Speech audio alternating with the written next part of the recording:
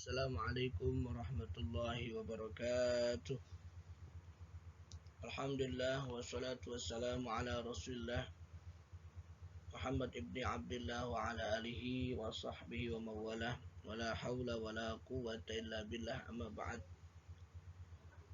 Puji syukur bila kita haturkan kepada Allah Subhanahu wa taala atas rahmat dan hidayahnya serta inayahnya kita masih bisa bertemu dalam pembelajaran pendidikan agama Islam walaupun menggunakan secara virtual. Dan mudah-mudahan semangat belajar kalian tetap tidak berubah walaupun kita dalam keadaan bencana pandemi virus COVID-19. Mudah-mudahan kita dapat melaksanakan kehidupan dengan sabar dengan baik, ikuti protokol kesehatan pemerintah. Selawat dan salam bila kita curahkan kepada baginda Nabi besar kita Muhammad sallallahu alaihi wasallam. Allahumma salli wa sallim wa barik alaihi wa ala alihi. Anak-anakku sekalian dimanapun kalian berada, tiba saatnya kita kembali belajar pelajaran pendidikan agama Islam pada hari ini, yaitu tentang sejarah perjuangan dan kepribadian Khulafaur Rasyidin. Minggu yang lalu kalian sudah mengikuti pembelajaran mengenai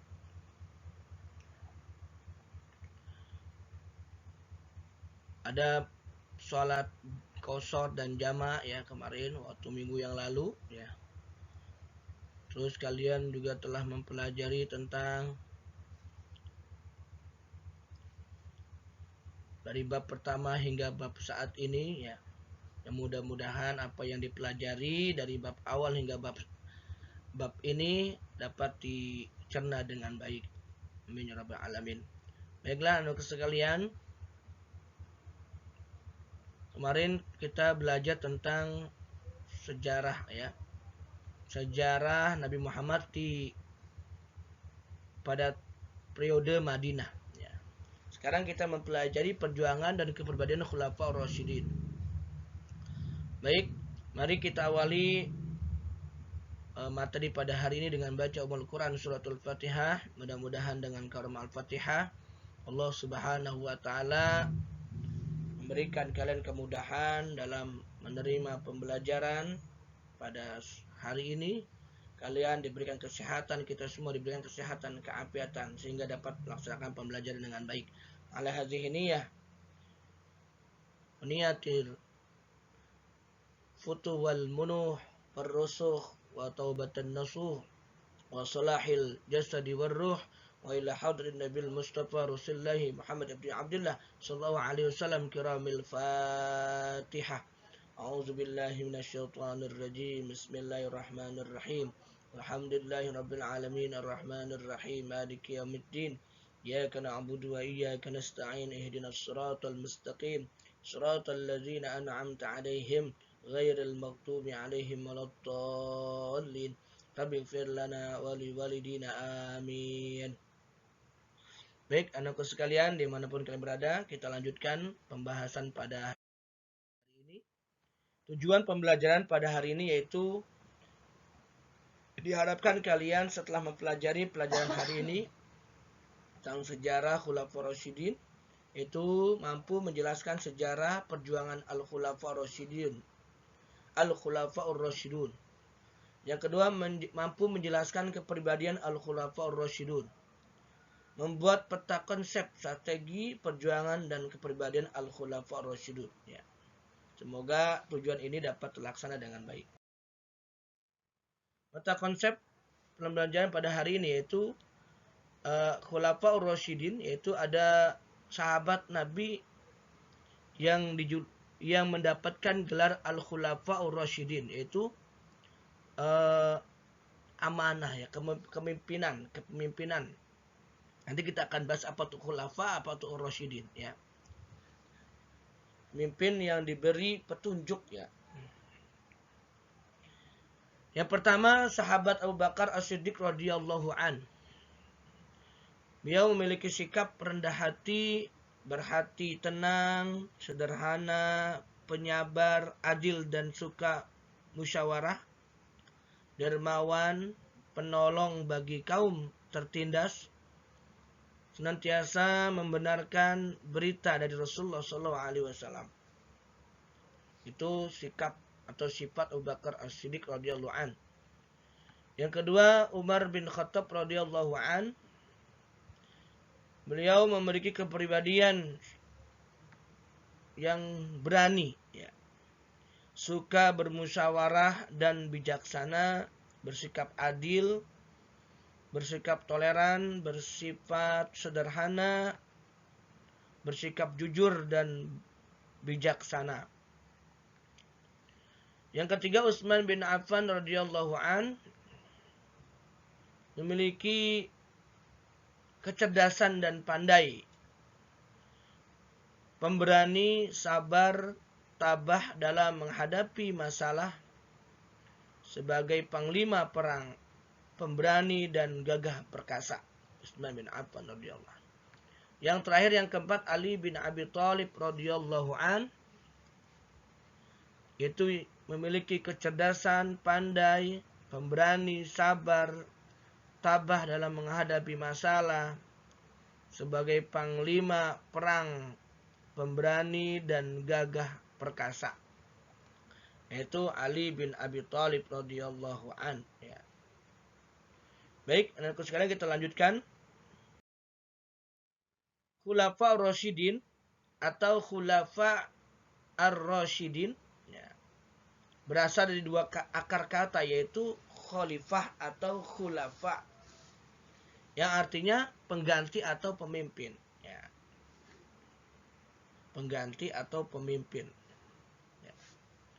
Dan kata ar-rasyid yaitu orang yang mendapat petunjuk. Jadi kalau kita gabungin, itu pemimpin yang mendapat petunjuk, ya. Jadi menurut bahasa, khulafa rasyidin yaitu orang yang ditunjuk sebagai pengganti atau pemimpin yang selalu mendapatkan petunjuk dari Allah Subhanahu wa taala. Itu pengertian dari khulafa ar-rasyidin, ya. Kita lanjutkan dengan Khalifah Abu Bakar As-Siddiq yang pertama radhiyallahu an. Beliau menjabat sebagai khalifah dari tahun 11 sampai 13 Hijriah. Kurang lebih 2 tahun menjabat sebagai khalifah. Dari tahun 632 sampai 634 Masehi. Abu Bakar nama lengkapnya adalah Abdullah bin Abu Quhafah At-Tamimi. Nama lengkap beliau, ya. Abdullah bin Abi Quhafah At-Tamimi. Pada zaman pra-Islam, nah, dia bernama Abdul Ka'bah. Dulunya namanya Abdul Ka'bah. Kemudian setelah masuk Islam, namanya diganti oleh Rasulullah SAW dengan Abdullah. Ia termasuk sahabat paling dekat dengan Rasulullah SAW. Abu Bakar dilahirkan di kota Mekah 2 tahun sesudah tahun gajah. Kira-kira tahun 573 Masehi. 2 tahun lebih muda dibanding Rasulullah. Rasulullah dilahirkan tahun 571 Masehi. Jadi 2 tahun lebih muda dengan Rasulullah. Ia adalah seorang pemikir di kalangan Mekah yang memandang bahwa penyembahan berhala itu suatu kebodohan dan kepalsuan belaka. Karenanya ketika diajak oleh Rasulullah SAW untuk memeluk agama Yahud atau agama Tauhid, ya, agama Tauhid, ya, ia pun dengan segera menerimanya. Ia merupakan orang pertama yang masuk Islam dari kalangan kaum laki-laki. Beliau dijuluki As-Siddiq, ya, orang yang membenarkan, ya. Karena waktu itu peristiwa Isra Mi'raj, yang pertama kali yang membenarkan adalah Abu Bakar As-Siddiq, ya. Makanya As-Siddiq yang membenarkan, ya. Benar, ya. Orang yang percaya bahwasanya Rasulullah SAW di Isra dan di Mi'rajkan, ya. Orang yang pertama kali mempercayainya Abu Bakar As-Siddiq, ya. Maka diberi gelar As-Siddiq. Ya.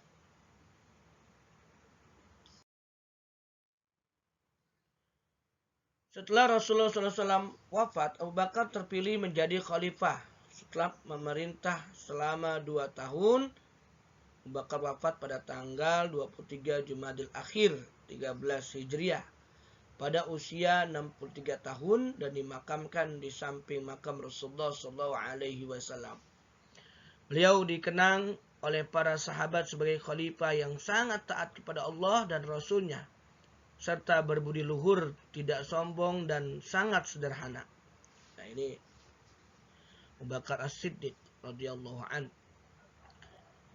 Beliau terpilih menjadi khalifah setelah Rasulullah wafat, karena para sahabat yang lain, beliau pernah menggantikan Rasulullah. Ya. Jadi para sahabat yang lain memilih beliau menjadi khalifah pertama setelah Rasulullah, karena beliau pernah disuruh Rasulullah untuk memimpin sholat berjamaah. Prestasi Abu Bakar As-Siddiq yang pertama, memerangi orang murtad. Nah, ini prestasi beliau nih, strategi ya. Beliau memerangi orang murtad, ya. Memberantas nabi palsu. Ada beberapa nabi palsu tuh, diantaranya Musailam al-Kazab, ya. Ada 3, ya. Ada 3 orang ketika Rasulullah wafat. Ada 3 orang yang mengaku sebagai nabi, ya. Yang pertama bernama Musailamah al-Kazab. Musailamah al-Kazab itu artinya pendusta, ya. Musailamah al-Kazib, ya, Kazib, ya.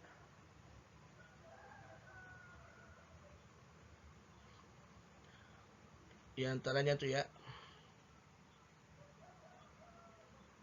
Musailamah al-Kazib, ya.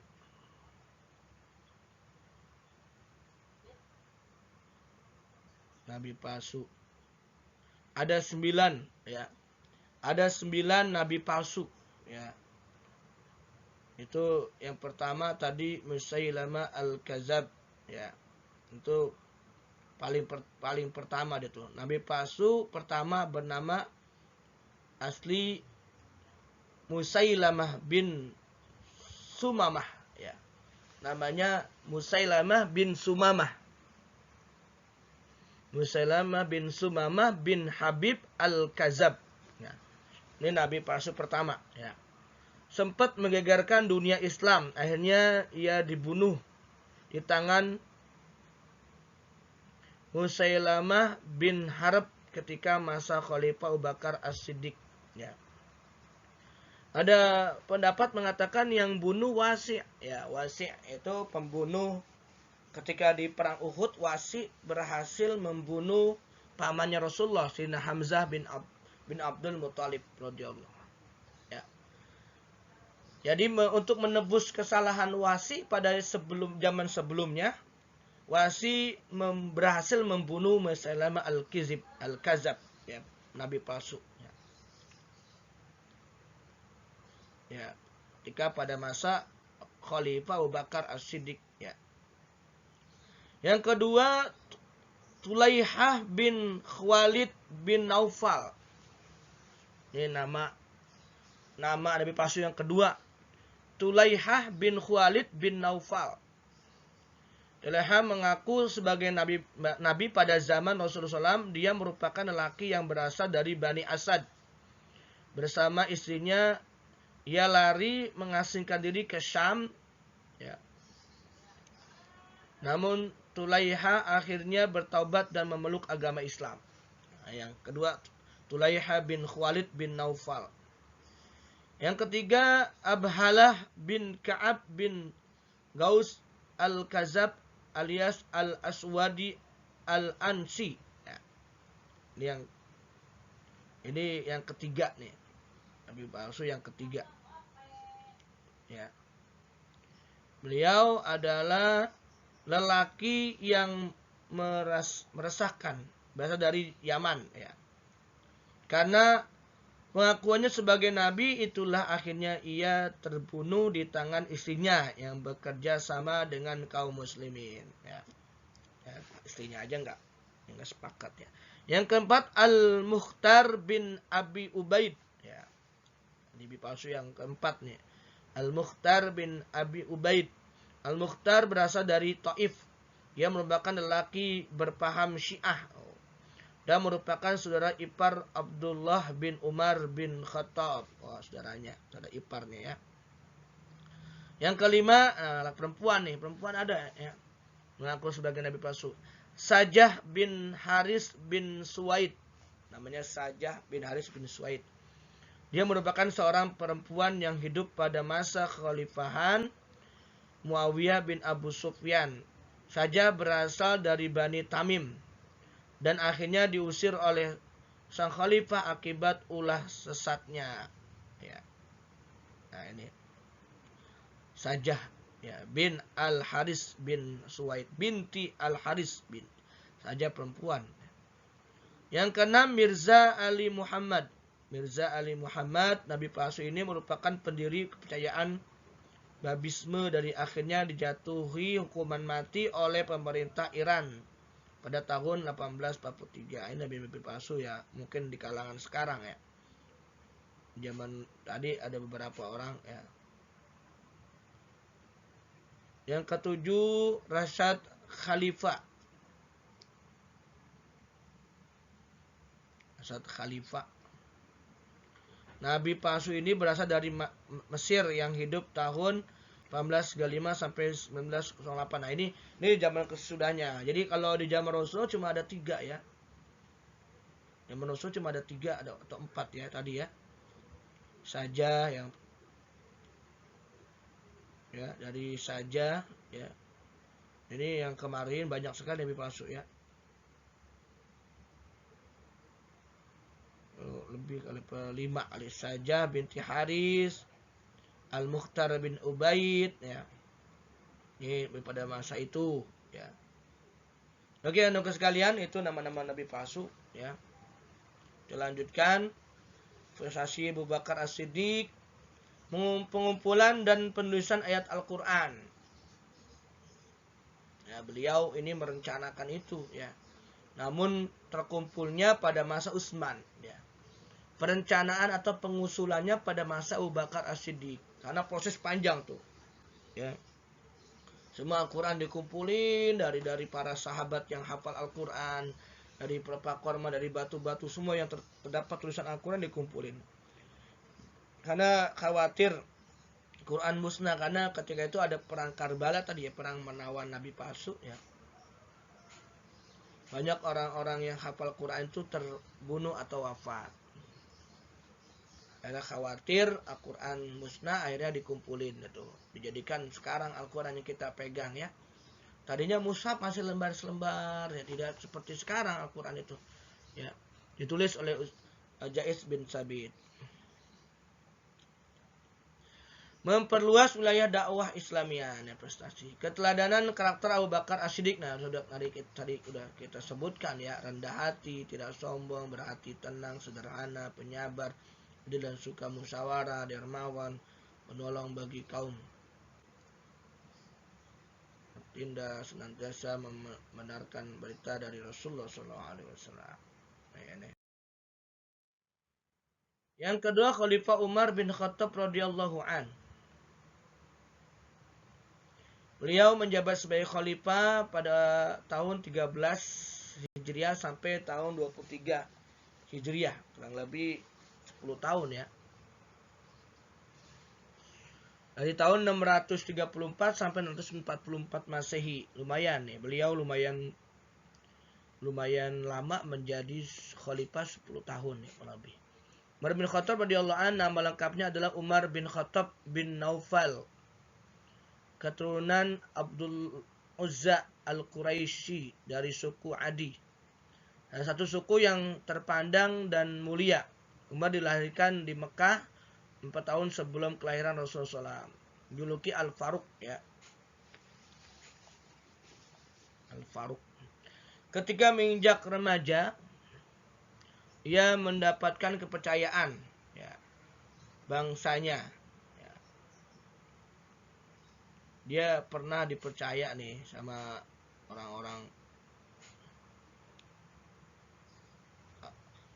kafir, orang-orang Quraisy ya, untuk menjadi wakil dalam berbagai perundingan dengan suku-suku yang lain. Salah satu sifat yang menjadi karakter Umar bin Khattab radhiyallahu adalah pemberani, tidak mengenal takut dan gentar, mempunyai ketabahan dan kemauan yang keras, serta tidak mengenal kata ragu dalam dirinya. Ya.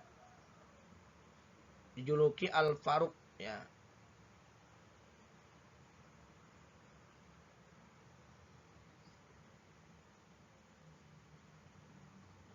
Gelar ya, artinya pembeda antara atau pemisah ya. Al-Faruq artinya pembeda atau pemisah antara yang hak dengan yang batil ya. Pemisah Al-Faruq ya beliau.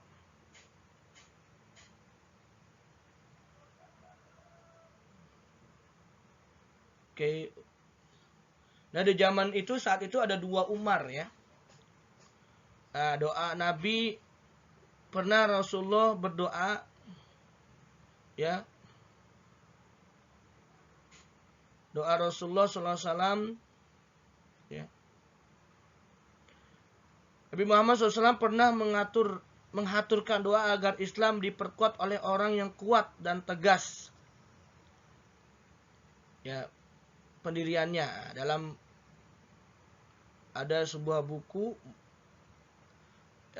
yang bernama Muhammad Sang Teladan karya Abdurrahman Asyakawi dijelaskan ketika Sayyidina Umar bin Khattab hendak membunuh adiknya Fatimah akibat masuk Islam, tiba-tiba hatinya ternyuh. Ya. Hati Sayyidina Umar tak kuasa untuk membunuh adiknya sendiri, namun demikian beliau segera bergegas menghampiri Nabi Muhammad SAW dan membunuhnya. Dia ketika itu marah ya, mencari Rasulullah, mau membunuh Rasulullah SAW. Sebelum pergi membunuh, Sayyidina Umar sempat merobek kertas-kertas Al-Quran yang tadi dibaca Fatimah, namun tidak semuanya ia robek. Sayyidina Umar membaca sebagian besar lembaran-lembaran itu, kemudian ia kembalikan lagi kepada Fatimah. Sayyidina Umar pun berkata, alangkah bagus dan agungnya kata-kata ini. Ya. Dia membaca tuh. Ya, kalau nggak salah surat Toha ya. Dengar ucapan itu, seorang laki-laki yang bersembunyi karena takut kemudian muncul. Ia muncul dari persembunyiannya lalu berkata, wahai Umar, aku sungguh berharap mudah-mudahan Allah mengistimewakan dirimu sebab doa nabinya, karena kemarin aku mendengar Nabi berdoa, Allahumma ayyid al-islama bi ahadi al-umaraini Abi Jahlin Amri ibnu Hisham au Umar ibnu Al-Khattab, yang artinya ya Allah kuatkanlah Islam ya dengan salah seorang dari 2 Umar, yakni Abu Jahal Amr bin Hisham. Abu Jahal namanya Umar bin Hisham dan Umar bin Khattab ya. Umarain berarti Umar ya. Umar bin Hisham dan Umar bin Khattab. Umar bin Hisham Abu Jahal ya. Yang musuh yang benar-benar ya. Abu Jahal ini musuhnya Rasulullah di kota Mekah saat itu. Abu Jahal ya. Maka dijuluki Abu Jahal, bapak yang bodoh ya. Nah, ini doa Rasulullah tercapai ya. Ya. Ya Allah, Allahumma ayyid al-islama bi ahadi al-umaraini Abi Jahrin Amri ibnu Hisham wa Umar ibnu Al-Khattab. Ya. Ini doa Rasulullah ya. Ketika pra perjuangan Rasulullah ya, ketika Rasulullah baru pertama kali menyebarkan agama Islam. Ini doanya, doa supaya Islam ya ya, dikuatkan dengan 2 Umar, ya, antara 2 ya, ini yang diijabah yaitu dengan Umar bin Khattab radhiyallahu an. Ya. Lanjutnya dengan masuknya Umar bin Khattab, ya, radhiyallahu an ke dalam barisan kaum muslimin, maka mulailah Islam mendapatkan amunisi baru. Nah, untuk menyusun kekuatan dalam berdakwah. Memang benar setelah masuknya Umar bin Khattab radhiyallahu an ke dalam agama Islam, para sahabat menjadi lebih berani, ya, dengan, ya, berani menyebarkan, ya, berdakwah dan melakukan aktivitas keagamaan, ya. Dengan 2 Umar tadi, ya, Umar bin Khattab, ya. Allahumma ayyid islama al-islama bi ahadi. Allahumma ayyid, ya, al-islama bi ahadi al-umaraini abi Jahlin Amr bin Khusham au Umar bin Khattab, ya. Alhamdulillah wa syukurlah wa ni'matillah. Ini dengan adanya Umar yang gagah perkasa, yang ditakuti oleh orang kafir Quraisy, sehingga para sahabat yang lain mulai berani dan mulai mendapat dukungan dan sebagainya, sehingga Islam, pengikut Islam, mengikut orang-orang muslimin semakin banyak, ya. Adanya Umar. Yang selanjutnya Khalifah Utsman bin Affan radhiyallahu an. Beliau menjabat sebagai khalifah dari tahun 23 Hijriah sampai 36 Hijriah, ya. Ini kurang lebih 13 tahun, ya, lebih panjang nih Utsman. Dari tahun 644 sampai 656 Masehi. 644 sampai 656 Masehi. Utsman bin Affan radhiyallahu anhu, nama lengkapnya adalah Utsman bin Affan bin Abil As bin Umayyah bin Abdi Syam bin Abdi Manaf dari suku Quraisy. Lahir pada tahun 576 Masehi di Taif, ya. 5 tahun lebih muda dibanding Rasulullah, ya. Ibunya yang bernama Urwah adalah putri Ummu Hakim Al-Bayda, putri Abdul Muthalib. Nasab Utsman melalui garis ibunya bertemu dengan nasab Nabi Muhammad SAW. Pada Abdi Manaf ibnu Qusayyi, nasab Utsman bersambung melalui Umayyah bin Abdi Syam bin Abdul Manaf, sedang nasab Rasulullah SAW bersambung melalui Abdul Muthalib bin Hisham bin Abdul Manaf. Ayah dari Utsman adalah Affan, adalah seorang saudagar kaya yang dari suku Quraisy, luar biasa. Ini beliau turunan orang kaya, ya, saudagar kaya. Makanya beliau pernah mewakafkan sumur, ya, sumur untuk di kota Madinah ketika udah hijrah, ya. Sumur yang dikuasai oleh orang Yahudi, hanya dibeli, ya, sumur itu dengan strateginya, ya, luar biasa, sangat dermawan, ya, orang kaya yang sangat dermawan, ya, Utsman bin Affan pada saat itu.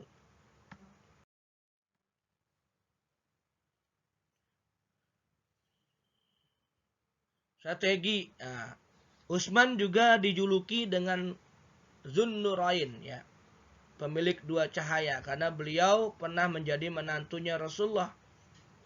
2 anak Rasulullah pernah menikah dengan Utsman bin Affan, pernah menjadi istri dari Utsman bin Affan, yaitu Ruqayyah dan Ummu Kulsum. Pertama menikah dengan Ruqayyah, ya.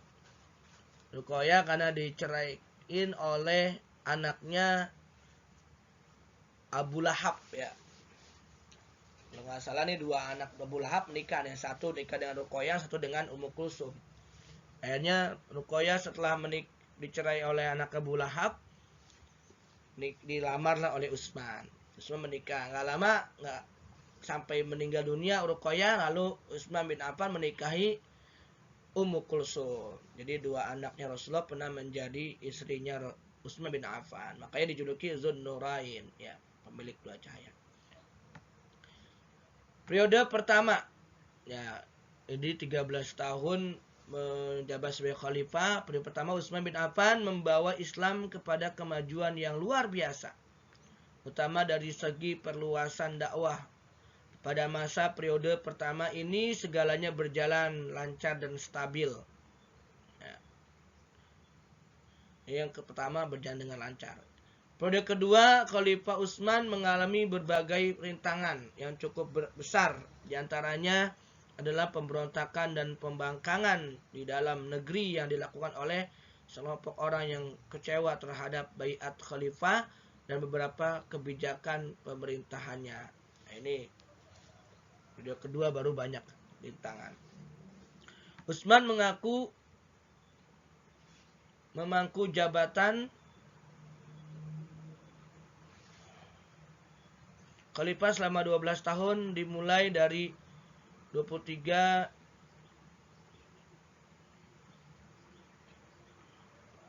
sampai 36 Hijriah ya. 3 sampai 26 Hijriah.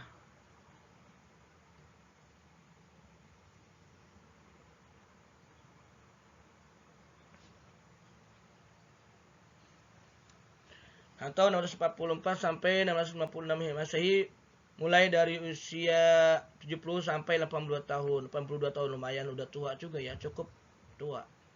Kepemimpinan Utsman sangat berbeda dengan kepemimpinan Umar. Hal ini disebabkan karena ketika Utsman diangkat sebagai khalifah telah berusia 70 tahun berserta sifat lemah lembut yang dimilikinya. Nah ini ya.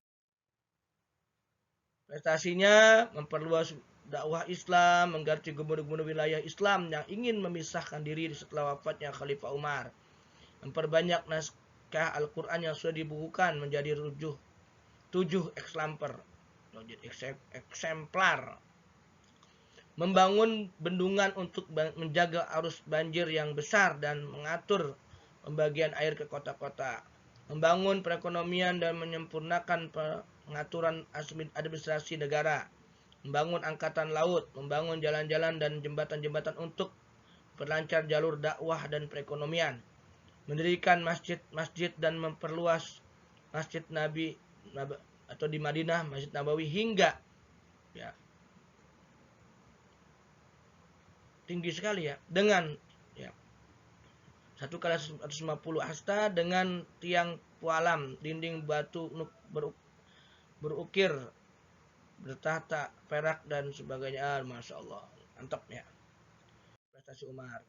Keteladanan karakter Utsman bin Affan, sikap kedermawanan, sikap keadilan, sikap kesederhanaan, sikap Utsman sebagai diplomat ulung terbukti ketika diplomasi dengan kafir Quraisy saat Fathu Makkah. Sikap kejujuran Utsman bin Affan dari orang ini luar biasa.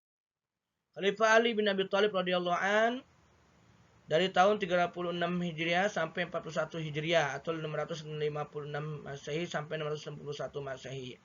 Ali bin Abi Thalib radhiyallahu anhu, nama lengkapnya adalah Ali bin Abi Thalib bin Abdul Muthalib bin